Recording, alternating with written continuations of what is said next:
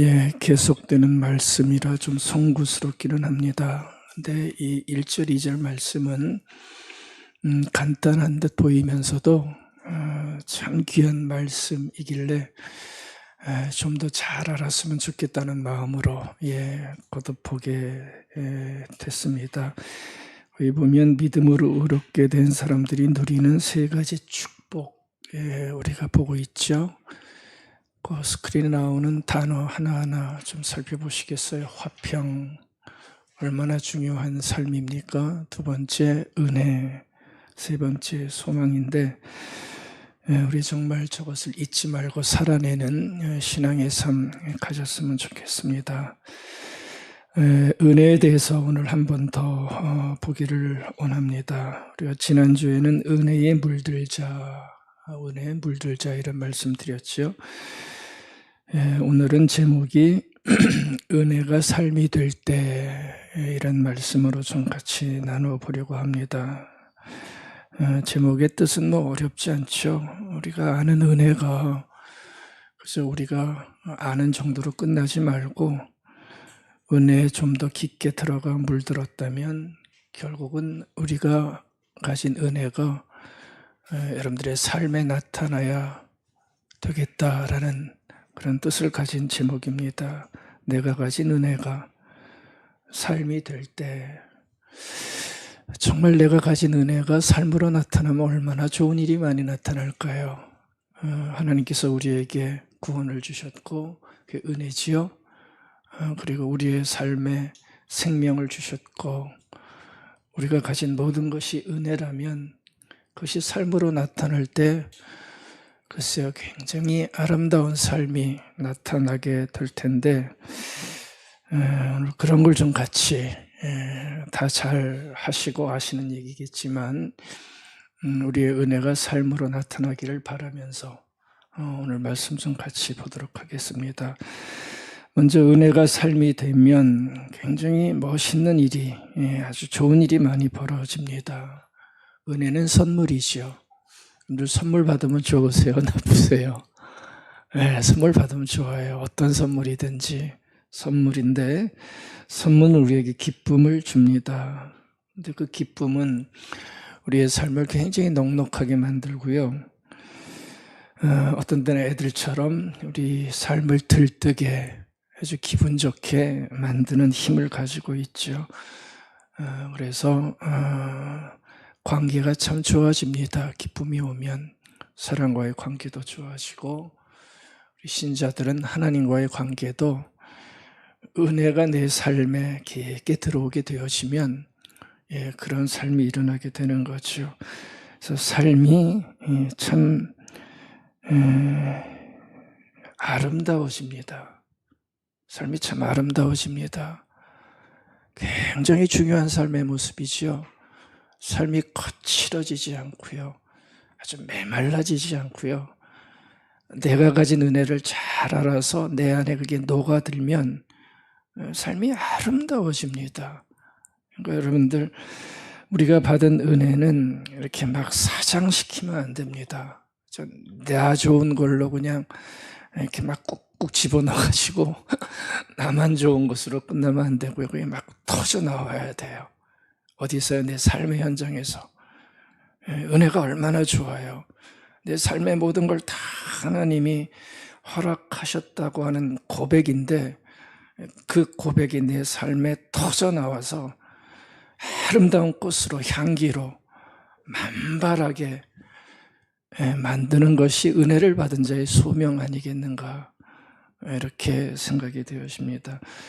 제가 디지털로 꽃 하나 그려왔어요. 나왔나요?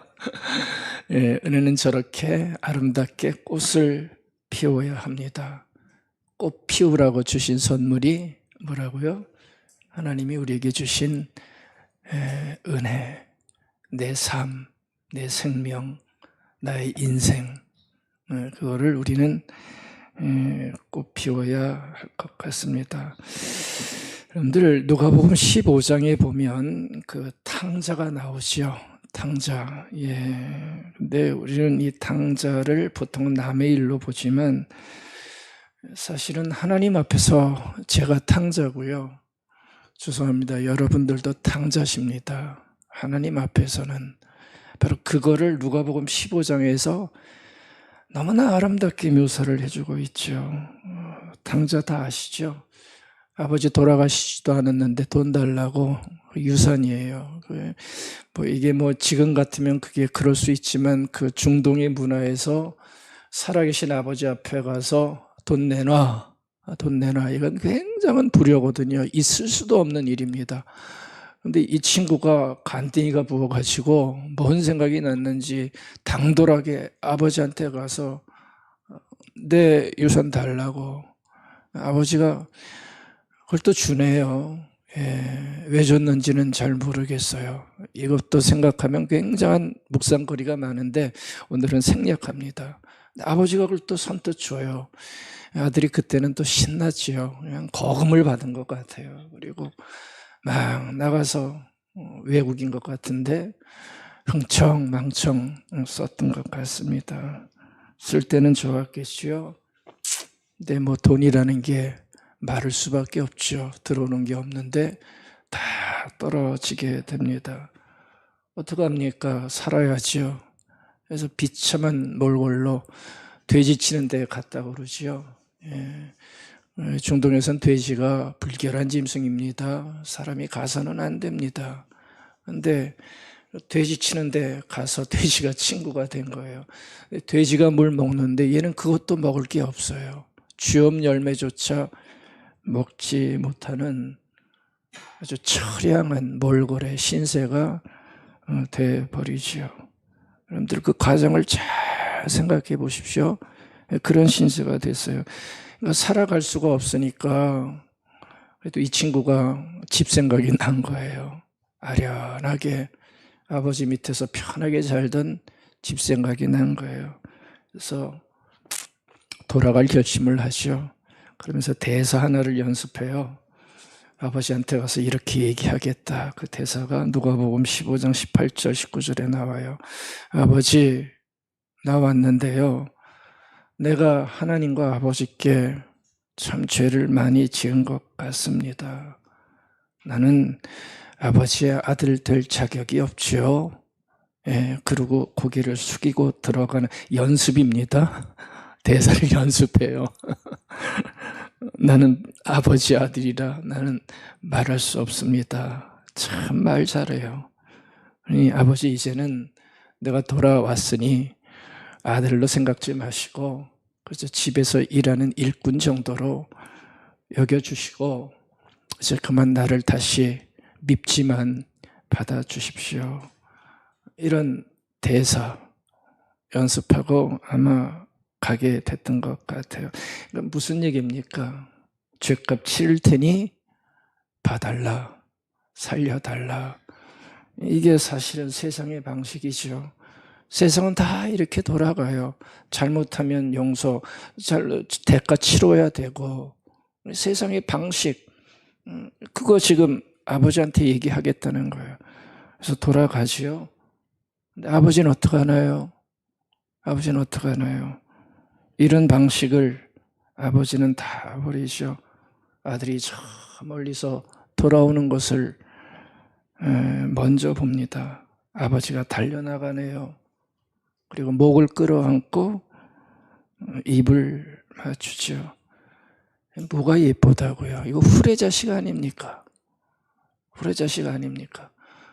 여러분들 같으면 어떻게 하시겠어요? 한 대 때리시겠어요? 뺨때기라도? 이놈의 자식 그냥 그러고 나가더니 말 안 듣더니 이거 자격 없는 자식입니다. 이 마음을 아시나 모르겠습니다. 그런데 아버지가 그렇게 뜨겁게 끌어안고 입을 맞추면서 소리치지요. 제일 좋은 옷을 내어다가 입혀라. 지금 몰골이 말이 아닌 것 같아요. 손에 가락지를 끼워줘라. 신분의 회복이에요. 좋은 신발, 거기에 맞는 신발 갖다 신겨줘라. 살찐 송아지 잡아라. 야, 우리 잔치하자. 내 아들 내 아들 돌아왔다. 그렇죠? 이 아들은 머쓱해진 거예요. 무슨 품꾼 그러고 자기 죗값 치르려고 왔는데 이 아버지는 다 그런 게 소용없어요. 그냥 다 소용없어요. 잔치하자. 여러분들 은혜 그러실 때마다 은혜가 뭔지 잘 생각이 안 나고 개념이 안 잡히시면 항상 이 장면을 한번 떠올려 보시기 바랍니다. 탕자가 아버지께 돌아와서 벌어졌던 그 아름다운 장면을 꼭 생각해 보시기 바랍니다. 그리고 그려보시고 상상해 보시고 묵상해 보시기 바랍니다. 아, 이게 은혜구나. 그림으로 꼭 그려보세요. 여러분들의 삶이 공고해질 때 뭔가 마음이 복잡한 걸로 건조해지고 퍽퍽해지고 아픔이 올 때마다 이 탕자를 받아들이는 아버지의 이 그림을 꼭 한번 생각해 보시기 바랍니다. 은혜는 다른 게 아니죠. 탕자 같은 나를 하나님께서 외면하지 아니하시고 후레자식 같은 우리를 그냥 다 존재 자체로 받아주시는 그 사랑, 묻지도 않아요. 따지지도 않아요. 그냥 받아주세요. 그렇죠? 그것이 은혜고 아들로서 인정해 주시는 거. 그렇죠? 옷 입혀라. 반지 끼워줘라. 신발 신겨줘라. 격상시키는 거예요. 인정해 주시는 거예요. 그게 은혜입니다. 하나님께서 나에게 뭘 주셔서 감사하고 이런 것도 은혜지만 그 은혜보다 이렇게 나의 존재되어짐을 회복시켜주는 그 사건, 그렇죠? 누구도 겉들어 보지 않는 인생길에 깊게 들어오셔서 귀한 존재로 내 신분을 회복시켜 주시는 그 사건, 그게 기독교에서 말하는 은혜라고 하는 것입니다. 하나님은 그렇게 우리를 불러주셨어요. 저를 불러주셨고 여러분들을 불러주신 겁니다. 저는 이 탕자의 사건을 젊을 때도 많이 봤지만 다시 나이 들어서 이 장면을 묵상하며 그려볼 때 다른 차원의 울컥함이 있더라고요. 젊을 때 읽은 것과는 다른 굉장히 깊이 있는 울컥함이 이 그림에서 발견되어집니다. 보세요, 여러분들. 아버지가 참 부족한 우리를 받아주세요. 여러분들 인생 어떻게 사셨어요? 아버지가 자격 없는 우리들을 안아주시네요. 이쯤 와서 보니까 그게 얼마나 감사한 일인지요. 그러니까 젊을 때는 그냥 이렇게 보다가 이게 정말 내 사건처럼 울컥하게 그 은혜를 느낄 수가 있습니다. 바울도 아마 이 사건 알았던 것 같아요. 그래서 2장 8절, 에베소서 2장 8절 9절에 보면 이렇게 은혜를 고백하잖아요. 너희가 그 은혜에 인하여 하나님의 받아들여 주시는 그 사랑으로 인하여 믿음으로 어떤 너희가 잘났다고 하는 너희의 행동, 그게 세상의 법칙이죠. 뭘 잘하면 뭐하고 무엇하면 뭘 주고 이런 행동이 아니라 믿음으로 말미암아 온전한 구원을 받았으니 이것이 너희에서 나온 것이 아니지 않느냐. 그렇죠? 다 하나님의 선물이라. 하나님의 주도권을 쥐어주신 하나님의 은총이다. 하나님이 하신 일이다. 그렇죠? 이 바울도 그걸 알았던 것 같아요. 탕자를 보면서, 탕자 사건을 보면서 하나님의 주도적인 은혜다. 행위에서 난 것이 아니에요. 그렇죠. 행위에서 났다면 이 아들이 어떻게 아버지 앞에 와서 감히 얼굴을 내밀겠어요. 그런데 하나님은 그렇게 하지 않으셨죠. 아버지는. 그러니까 자랑할 일이 없는 거예요. 그렇죠? 자랑할 일이 없는 거예요. 이걸 우리는 우리의 삶에 일어난 놀라운 사건, 은혜. 그래서 구원이 일어났고 하나님을 믿는 자로 이 자리에 앉아 있고 이 험악한 세상에서 그래도 하나님의 사람으로 아둥바둥 살려가려고 하는 삶의 모습을 우리가 가지게 된 거죠. 하나님은 은혜로 우리의 부끄러운 과거를 다 안아주세요. 과거는 항상 부끄럽습니다. 그렇죠? 부끄러운 과거, 현재는 항상 무거워요. 그렇죠? 안 그렇습니까? 현재는 항상 무거워요. 그리고 미래는 언제나 불안해요. 뭔 일이 일어날까? 근데요, 하나님의 은혜를 알게 되면, 하나님의 은혜에 내가 깊게 들어가서 그 은혜를 신뢰하게 되면 아버지는 이 모든 것들을 다 한 방에 다 싸매어 주세요. 부끄러웠던 나의 과거 괜찮아. 이건 놀라운 일입니다. 사람은 항상 과거를 묻잖아요. 근데 하나님은 아주 좋은 의미에서 과거를 다 묻어두세요. 너희들이 과거 운운해봤자 내 앞에서 뭐 잘날 게 있겠니? 다 과거를 묻어두세요. 아멘. 현재 이 아픈 무거움, 그렇죠? 이 무거움 때문에 우리의 삶은 너무나 힘들어지는데 그것도 은혜를 알게 만들어서 이겨나갈 수 있는 힘을 주시고요. 미래의 불안함, 이것도 은혜로 이따 다 말씀드릴 거예요. 미래의 불안함도 은혜로 이겨나가게 하시는 놀라운 힘을, 우린 걸 다 잊고 살면서 지금 아주 힘들게 살지만 이겨나갈 수 있는 힘을 우리에게 허락해 주십니다. 아멘. 내가 있다. 살아내라. 지지 마라. 안심해라. 자꾸 싸우지 마라. 무너지지 마라.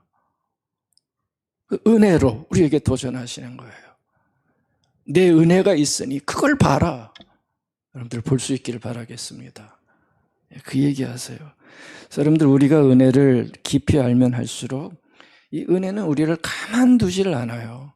그렇죠? 아주 좋은 삶으로 우리를 끊임없이 변화시켜 나갑니다. 그걸 우리가 붙잡아야 돼요. 그게 은혜가 삶이 돼야 되는 이유죠. 은혜가 있으면 뭐예요? 삶이 안 되면 은혜가 뭐가 좋아요? 의미가 없어요. 은혜는 삶이 돼야 돼요. 그걸 원하시는 거죠. 하나님께서는. 은혜를 길에서 깊이 알면 우리를 가만두지 않게 정말 아름다운 삶으로 계속해서 밀고 가는 그것을 우리는 경험해야 되고요. 그것을 알아내야 됩니다. 정말 많은 것들이 변합니다. 은혜가 삶으로 나타나면 예배가 변해요, 여러분들. 예배가 단순한 예배가 아니에요. 하나님의 은혜가 있기에 예배 드리는 자로 나왔다는 걸 알기에 예배가 깊어지고요. 진실해져요. 기도가 아름다워져요. 기도가 간절해져요. 은혜가 알게 되어지면 이런 모든 것들이 아름답게 일어날 수 있습니다. 이거 얘기하다 보면 한두 끝도 없어요. 세 가지만 오늘 우리의 삶에 아주 간단한 걸로 같이 살펴볼 텐데 저에게도 더 많이 생기고요. 이 소중한 모습이 여러분들에게도 더 많이 생기기를 바라겠습니다. 제가 은혜가 삶이 될 때 일어나기를 원하는 세 가지 스크린에 떴나요? 이 세 가지 좀 살펴보려고 그래요. 겸손. 은혜가 삶이 될 때 우리 가운데 일어나야 되는 굉장히 중요한 모습입니다. 그리고 눈물이 필요하고요. 웃음. 이 세 가지인데 은혜가 만들어내는 아주 귀한 모습으로 오늘 잠깐 생각해 보겠습니다. 여러분들 첫 번째입니다. 은혜가 내 안에 깊어지고 은혜를 더 많이 느끼면 우리의 삶이 겸손해집니다. 그래서 은혜를 아는 자들은 삶이 아름답게 아주 겸비해져야 돼요. 다른 말로 하면 교만해지지 않는다는 겁니다. 여러분들 은혜를 알면 굉장히 아름다운 모습 중에 하나가 교만해지지 않는다는 거예요. 그래서 우리 신앙인들은 은혜를 말한다면 우리의 삶이 교만과는 좀 멀어지셔야 됩니다. 근데 이게 그렇게 만만한 일이 아니지요. 우리는 조금만 자기 입장에서 좀 잘하는 것 하나만 있어도 이상하게 우리는 교만해지는 사람들입니다. 근데 은혜가 삶이 되어질 때 그 교만함이 꺾이는 거예요. 이게 얼마나 중요한 은혜의 힘인지 모릅니다. 그러니까 우리는 은혜를 알면 알수록 아주 겸손한 자의 삶을 살아가야 된다는 거죠. 교만 얘기했지만 사실 교만은 아무나 하지 않습니다. 교만은 누가 할까요? 아무나 하지 않아요. 무언가 좀 힘이 있는 사람이 하는 게 교만입니다. 안 그러면 교만하기 힘듭니다. 좀 보여줄 게 있는 분들, 우월하다고 자기 자신을 느낄 때 나오는 게 교만이거든요. 그렇죠? 그러니까 우리는 그래서 이렇게 보면 아주 은근히 이런 교만을 갖기 원해요. 왜 그래요? 뭔가 가진 게 있는 거니까. 아주 은근히 교만하기를 원해요. 이게 얼마나 하나님 앞에서는 좋지 않은 모습이지만 그게 우리의 삶에 지금 다 들어와 있어요. 뭐 하나만 있으면 그걸로 우리는 아주 은근히, 왜냐하면 그게 대접을 받는 거니까 교만해지기 원한다고요. 말은 다 교만하면 안 된다고 얘기하면서도. 그러니까 겸손은 환영받지 못해요, 지금. 여러분들 세상에 나가보세요. 겸손한 사람 잘 안 안아줘요. 겸손은 힘없는 자가 어쩔 수 없이 세상 앞에서 보여줘야 되는 어떤 처세 정도. 여러분들 힘도 없고 내세울 게 없는 사람이 교만해 보세요. 욕먹어요. 안 그래요? 힘도 없는 사람이 막 이렇게 막 앞에 나서서 막 이렇게 하면 욕먹어요. 오히려 아주 욕먹어요. 자기 주제도 모른다고. 여러분들 세상은 이런 세상입니다. 근데 은혜라는 것이 내 안에 들어와서 그 은혜를 알기 시작하면 이게 놀랍죠. 변해요. 그래서 아름다운 신앙의 사람들이 보여주는 정말 최고의 모습 중에 하나가 저는 겸손의 모습이라는 생각이 들어요. 여러분들 겸손이라는 말이 라틴어에서 나왔는데 원어는 얘기 안 해요. 그게 흙에서 나온 어원이 흙입니다. 어원이 흙입니다. 아주 보잘것없는 흙인데 그 존재가 아름답게 변하면서 그것을 알아가는 그 힘, 그걸 겸손이다. 그렇게 얘기를 합니다. 그러니까 은혜가 들어오면 이런 모습이 바뀌어지는 거죠. 그러니까 마지못해 그냥 막 일부러 막 이렇게 낮추는 가식이 아니라 진짜 겸손해지는 거. 여러분들은 삶에서 다 가지고 있는 조그만 우월함이 있어도요, 진실한 겸손을 늘 은혜를 통해서 꼭 가질 수 있기를 바라겠습니다. 여러분들은 제가 교만한 게 좋으세요? 겸손한 게 좋으세요? 그래서 겸손한 게 좋죠. 저도 마찬가지예요. 모든 사람은 상대방이 겸손한 게 좋아요. 그렇죠? 그러려면 은혜, 내가 받은 은혜, 그것이 무엇인지 알 때 나는 은혜 속에 살아가는 사람인지. 그래서 여러분들 은혜가 교만을 무너뜨립니다. 다른 걸로는 교만이 정복되지 않습니다. 은혜를 아는 자가 교만을 꺾을 수 있습니다. 바울이 이런 얘기 했어요. 내게 있는 것 중에 고린도전서 4장 7절입니다. 받지 아니한 것이 무엇이냐? 결국 무슨 얘기죠? 다 받았다는 거예요. 뭘 받으셨어요? 여러분들 뭘 받으셨어요? 신앙인들은 뭘 받았다고 고백하나요?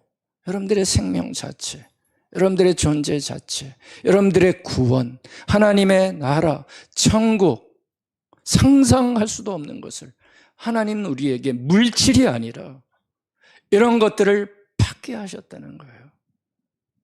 그것뿐만이 아니라 삶 자체의 모든 걸 다 받게 했다는 거죠. 그래서 묻는 거예요. 너 가지고 있는 것 중에 한번 따져보자. 너희 고린도 교회 사람들 잘난 척 많이 하는데 한번 따져보자. 바로 그 얘기하는 거예요. 받지 않은 게 뭐냐? 다 받은 거 아니냐? 네 힘으로 했다고 생각하냐? 아니다. 네가 머리 좋아서 했다고 생각하느냐? 그리스 사람들에게 하는 얘기입니다. 아니다. 너의 노력으로 다 이루어진 거라고 생각하느냐? 아니라는 거예요. 그래서 묻지요. 내가 받았은즉 어찌하여 시침이 뛰고 받지 아니한 것처럼 생각하느냐? 아니 자랑하느냐? 뭘 자랑하느냐? 네가 했다고 왜 자랑하느냐? 내 노력의 결과라고 왜 자랑하느냐? 이 얘기하는 거라고요. 그러지 말라는 거예요. 은혜가 들어오면 우리의 삶 앞에 우리는 아주 겸비해지는 거 아니지. 하나님이 주셨지. 하나님이 인도하셨지. 누린 게 없다고 거부하시겠어요? 아닙니다. 누린 게 없고 가진 게 없어도 하나님은 그 삶 앞에, 궁핍한 삶 앞에서도 우리를 고백하게 만드셔요. 하나님이 주셨어요. 하나님이 이 길을 가게 하셨어요. 라고 얘기를 하는 겁니다. 여러분들, 바울의 이 말은 우리의 노력과 우리의 수고를 폄하하려는 말이 아닙니다. 그렇죠? 노력해야 되고 수고해야죠. 최선 다해야죠. 그냥 아무것도 안 하면서 그냥 게으르게 자기 노력 하나도 안 하면서 하나님의 은혜 운운하는 것은 잘못된 겁니다. 바울은 우리의 노력조차 은혜의 힘으로 된 것이다 라고 말해주고 있습니다. 그래서 여러분들, 은혜를 알고 우리가 은혜에 깊게 삶이 물들기 시작하면, 요새 가을이잖아요. 잘 익은 벼가 고개를 푹 숙이듯이 자신을 낮추고요, 하나님은 높이고요, 이웃은 무시하지 않고 섬기는 삶을 살아갈 수 있게 되는 겁니다. 그래서 겸손한 게 더 강하다는 거, 아무나 겸손하지 못합니다. 삶을 이해하는 자, 신앙을 이해하는 자가 겸손한 겁니다. 여러분들에게도 이런 겸손함이 더 풍성해져서 여러분들의 아름다운 노년이 될 수 있기를 바라겠습니다. 하나님, 오늘도 당신의 은혜가 정말 필요합니다. 매일 아침마다 손을 펴는 게 겸손이라고 그러더라고요. 그렇죠? 손을 펴는 게. 하나님, 오늘 아침도 은혜를 주십시오. 은혜 주시지 않으면 오늘 나의 삶이 또 어떻게 망가지겠습니까? 오늘도 은혜를 주십시오. 노력의 은혜를 주시고, 열심히 사는 은혜를 주시고, 사랑할 은혜를 주시고, 감사할 은혜를 오늘도 주십시오. 이 힘이 없으면 난 죽어버립니다. 하나님, 오늘도 은혜를 주십시오. 이게 은혜가 삶이 될 때 일어나야 할, 그렇죠, 그런 모습 아닐까요? 그래서 여러분들, 은혜가 삶이 될 때는 이렇게 겸손히 누구에게든지 겸손의 모습이 있어야 됩니다. 두 번째, 은혜가 삶이 되면 참 신비한 현상인데요, 하나님의 은혜를 깊이 알면 삶에 눈물이 있어요. 이게 참 사람들이 볼 때는 이해를 잘 못하죠. 근데 은혜를 우리가 잘 알고 은혜에 젖어 들어가면 이 삶의 눈물이 마르질 않고 눈물이 있어요. 퀴즈 하나 낼게요. 아까 탕자 얘기했죠. 집에 돌아온 탕자가 아버지가 탁 안아줬다고 그랬죠. 아버지 품 안에서 1번 울었다, 2번 안 울었다. 성경에는 안 나와요. 탕자가 아버지 품에서 울었을까요? 안 울었을까요? 울었다. 손 들어보세요. 아, 상상력이 풍부하십니다. 다오 정답은 없습니다. 전 모르겠어요. 근데 눈물을 흘렸겠지요. 그게 맞겠지요. 예, 탕자는요, 작심하고 왔잖아요. 아까 대본 연습했다고 그랬잖아요. 와갖고 아빠한테 내가 잘못했습니다. 종으로 만들어 주십시오. 근데 웬걸 팍 깊게 깨어나주는 그 찰나 은혜지요. 아버지의 은혜지요. 눈물이 핑 아마 돌았을 거예요. 죄진 자에게 눈물이 더 많다는 거 아세요? 예, 죄진 자의 삶 속에 눈물이 있어요. 여러분들에도 눈물이 있기를 바라겠습니다. 은혜의 현장에는 아주 진한 감사의 눈물이 있어요. 슬픔이 아닙니다. 구별하세요. 이건 슬픔이 아닙니다. 서러움의 눈물이 아닙니다. 원한의 눈물이 아닙니다. 감사의 눈물입니다. 은혜가 내 안에 넘치면 이런 뜨거운 눈물이, 세상에 사라진 눈물이, 영적인 눈물이, 신적인 눈물이 거기에서 나와요. 아름다운 눈물입니다. 자신을 안아주고 인정해 주시는 신적 사랑 앞에 그것이 보이기에 그 반응으로 우리 안에 있는 뜨거운 액체가 솟아나는 거죠. 그래서 여러분들 이 은혜 가운데 있게 되면 아버지의 마음이 보이거든요. 그렇죠? 하나님의 어떤 사랑이, 영적인 사랑이 그것이 보이고 그 아버지의 마음이 느껴지면 세상의 아픔까지 같이 보이게 됩니다. 자신의 부족한 것까지 보이게 됩니다. 그래서 눈물이 나는 거죠. 여러분들 주님이 십자가 지기 위해 골고다를 올라가시잖아요. 골고다로 올라가실 때 예루살렘 여자들이 따라오면서 울어요. 그렇죠? 연민의 눈물을 흘립니다. 그러니까 자신의 모습을 보면서 그것을 알았던 거죠. 그러니까 너희들 울지 말라. 울지 말라. 나를 위해 울지 말라. 너희와 너희 자녀들을 위해 울라라고 하면서 자신들의 삶을 돌아보게 만드셨습니다. 골고다 언덕 십자가 지기 위해 예루살렘으로 들어가시면서 또 예수님은 우셨지요. 그렇죠? 그렇죠? 그 성을 바라보면서 왜 우셨어요? 그 성이 언젠간 무너질 텐데 그것을 알지 못하고 살아가는 그 사람들을 보면서 우리 주님은 우셨어요. 그 은혜의 마음이 있으면 삶의 아픔이, 사람들의 아픔이 보이는 거예요. 아버지가 자식을 보면서, 탕자를 보면서 그의 죄를 먼저 본 게 아니라 그의 아픔을 본 거예요. 그의 나쁨을 본 게 아니라 그럴 수밖에 없는 인간의 아픔을 본 거예요. 그러니까 여러분들 은혜가 우리의 삶에 계속 있게 되면 세상의 아픈 죄를 보면서 욕만 하질 않아요. 우리는 다 욕하지요. 세상의 악을 보고 사람들의 죄를 보면서 욕을 하는데 은혜가 삶에서 작동하기 시작하면 안타까움의 눈물을 흘리게 됩니다. 여러분들 이런 말이 있어요. 눈물이 사라진 어른들은 믿을 수 없다. 굉장히 놀라운 말입니다. 눈물이 사라진 어른들은 믿을 수 없다. 우리의 현실을 꿰뚫는 말이라고 저는 보는 말입니다. 잘 보십시오. 눈물이 사라진 어른은 믿을 수 없대요. 얼마나 놀라운 말입니까? 왜 믿을 수 없지요?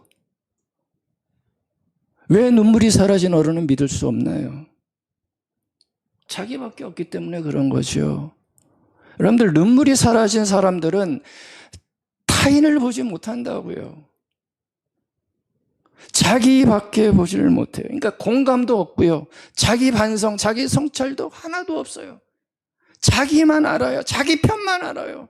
눈물이 사라진 사람들은. 그러니까 이걸 어떻게 믿을 수 있겠어요? 어떻게 그 사람들의 행동과 판단을 믿을 수가 있겠어요? 눈물이 사라진 삶에서 상태에서 하는 일들을. 어제 한 말 다르고 오늘 한 말 다르잖아요. 그런 사람들 눈에 눈물이 있을까요? 없어요, 제가 볼 때는. 그러니까 이 말이 맞아요. 눈물이 사라진 사람들은 믿을 수 없다. 이게 동화에서 나온 얘기예요. 어른이라는 얘기가. 애들이 보니까 눈물이 사라진 어른은 다 믿을 게 없대요. 다 자기 맘대로 하더래요. 눈물이 있다면 그러지 않을 텐데. 남의 잘못에 대해서는 욕은 칩상을 하게 하지만 자기 잘못은 하나도 보지 못해요.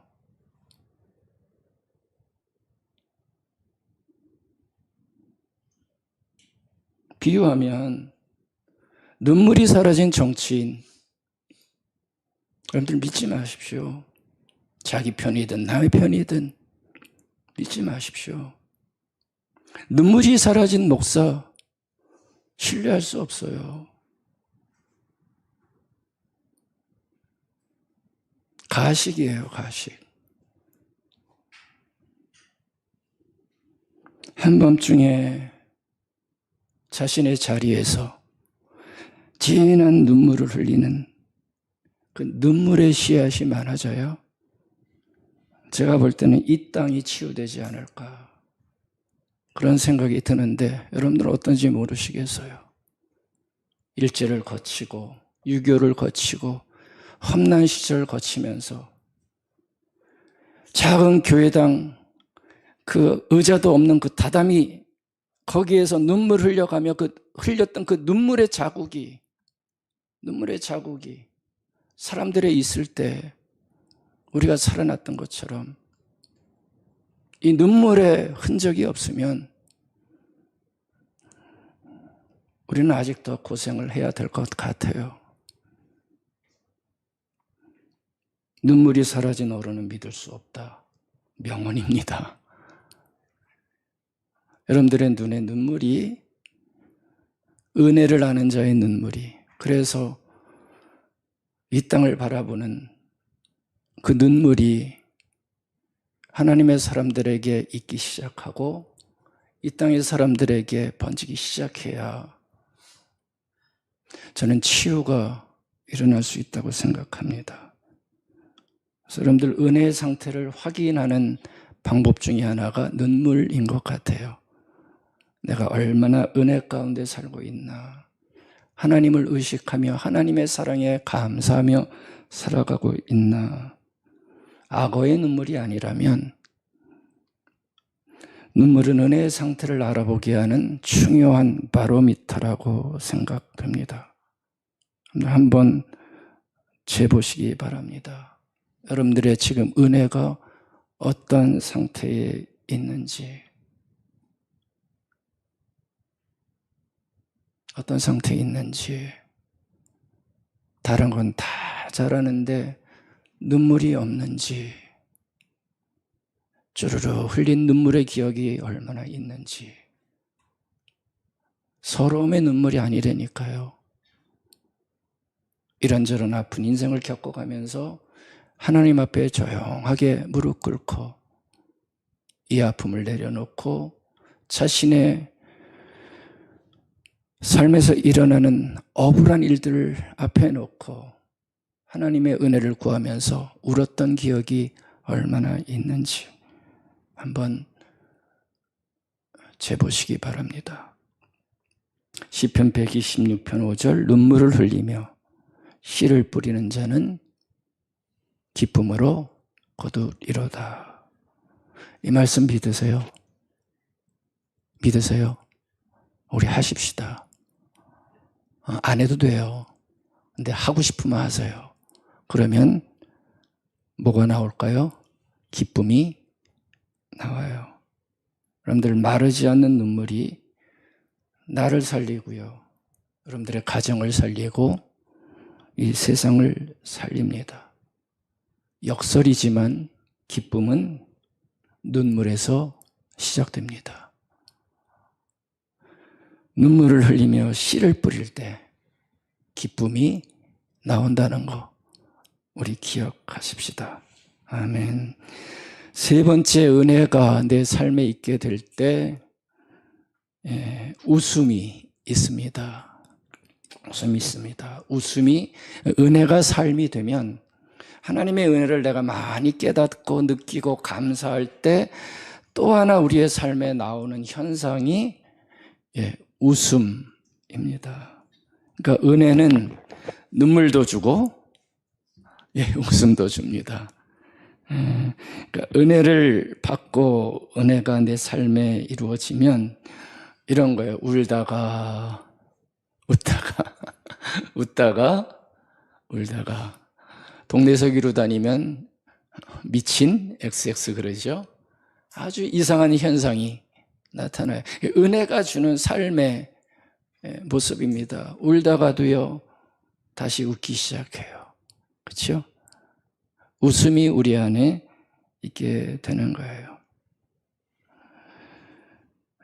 여러분들은 얼마나 요즘 웃고 지내세요? 저 참 많이 애쓰는데 참 어려우시죠? 웃기가. 그렇죠? 힘든 게 너무 많아가지고. 근데 한번 오늘 은혜 받은 자의 삶을 생각하면서 웃음도 꼭 생각해 보시기 바랍니다.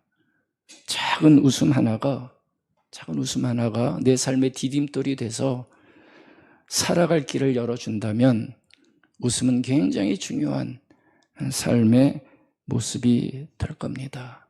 그래서 이 웃음이 은혜가 웃음을 도망간 웃음을 찾아오게 만드셔야 되는 거예요.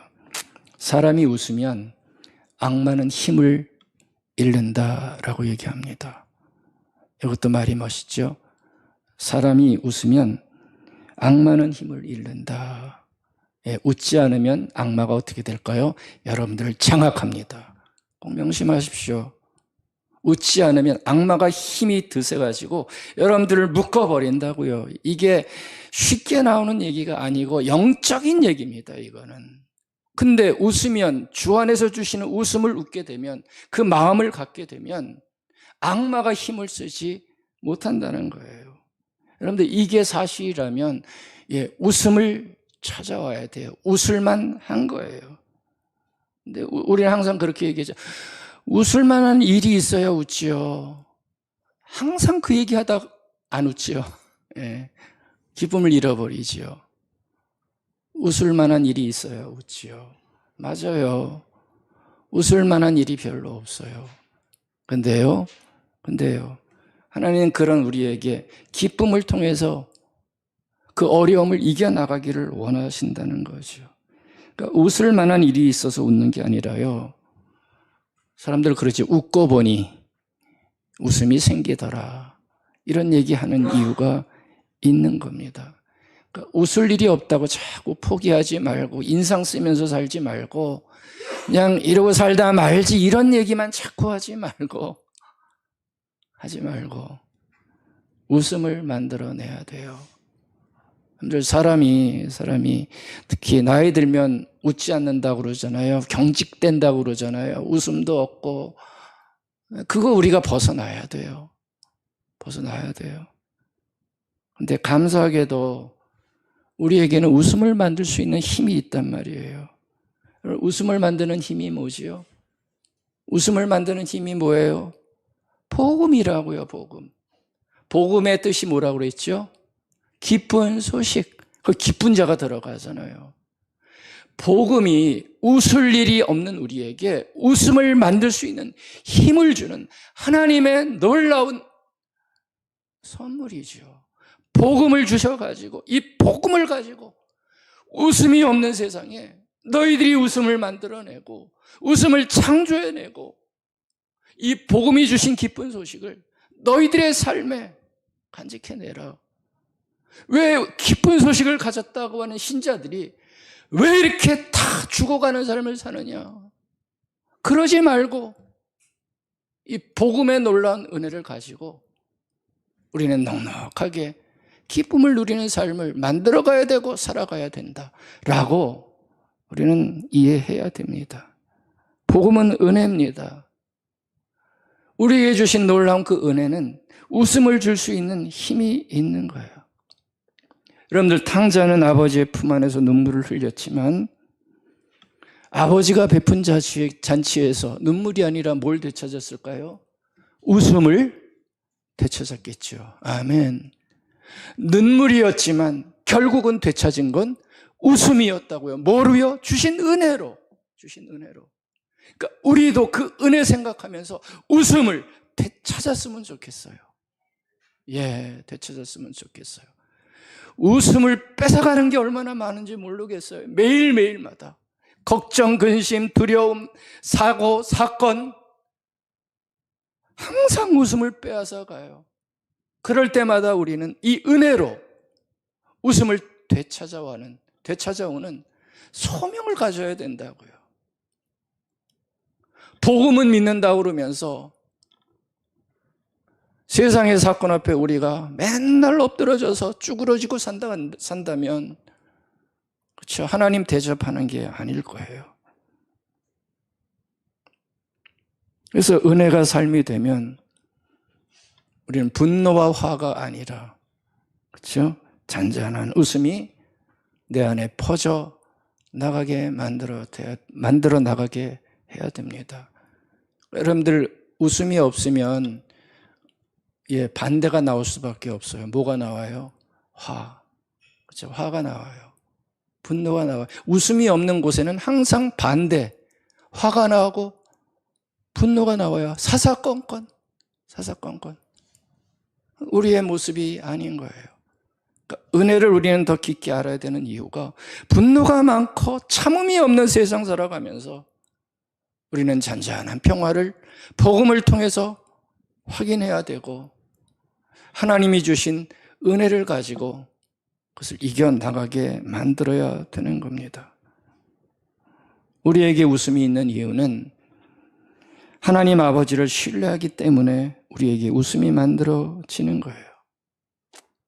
은혜를 아는 자의 웃음은 사건에서 나오는 것이 아니라 모든 것을 합력하여 선을 이루시는 하나님에 대한 깊은 신뢰, 그 상태에서 내 안에 웃음이 만들어지는 겁니다.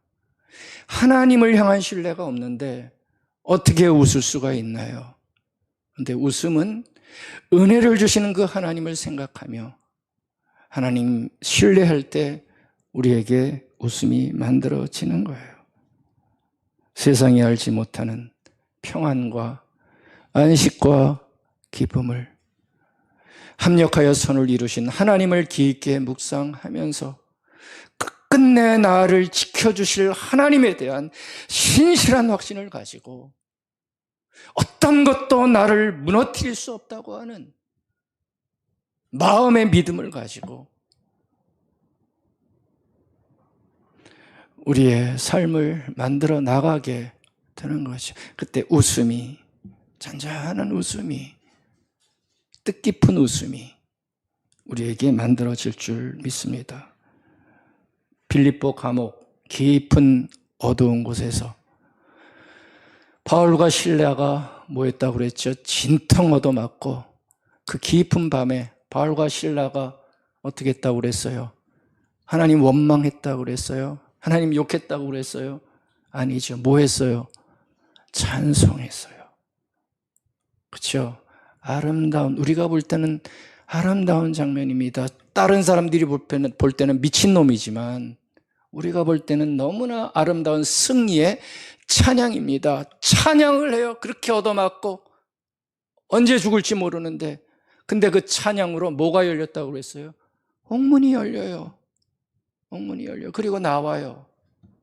뭔 일인지 모르겠어요. 눈물과 웃음이 함께하는 찬송이 그들의 공고한 삶을 어떻게 한 거예요? 구해냈어요. 상징입니다.